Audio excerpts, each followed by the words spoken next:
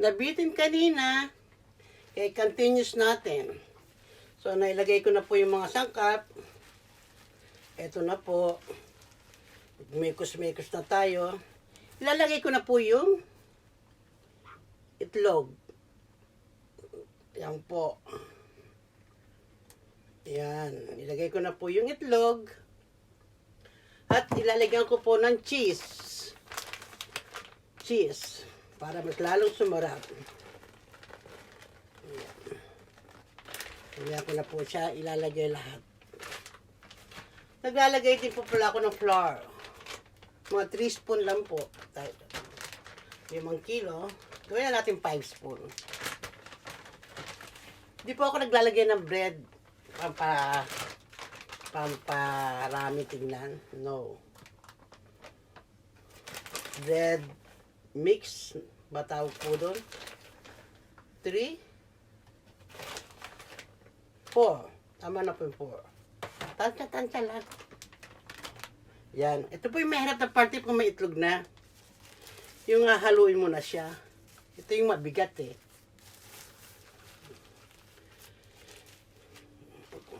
Minamadali na nga po niya ako ng mga umu-order eh. Gusto nyo agad-agad, sabi ko. Mahina ang kalaban. Dahil may work din ako. May trabaho ako at holiday lang ako pag Saturday, Sunday. Yan.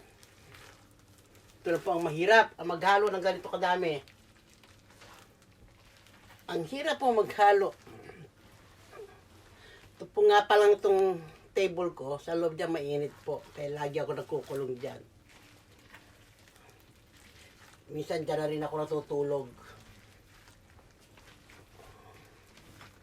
Ang hirap.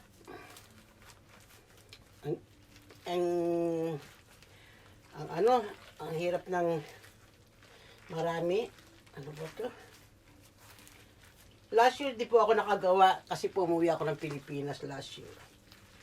Kaya ngayon, sabi nila, gawa ka ngayon. So, ito po. Wala naman po talaga akong balak magbawa diesel din po. Kasi medyo, alam nyo na, nasisentimento pa.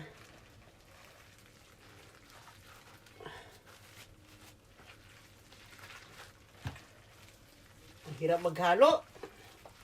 Totoo lang, hirap maghalo.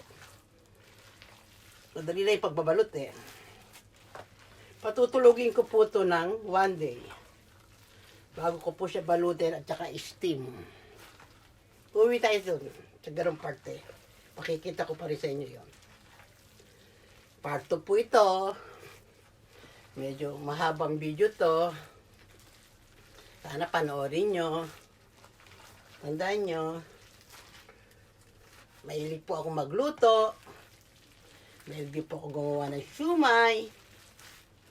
Ang hindi ko lang po hilig ay ang paggawa ng mga kakanin. Hindi ko mapag-aralan yan. Diyan ako nasisira. Pero sa mga ulam, ang pinaka, ko po ay kare-kare, at most requested, bopis. Yan po.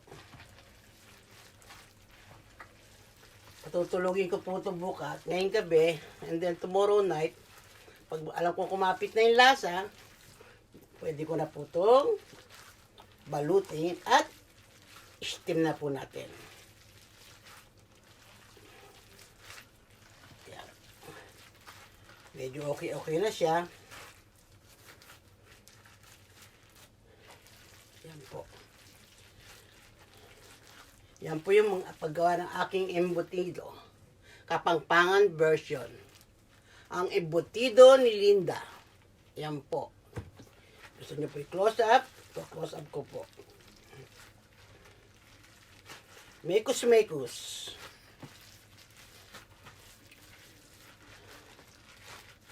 Yan po.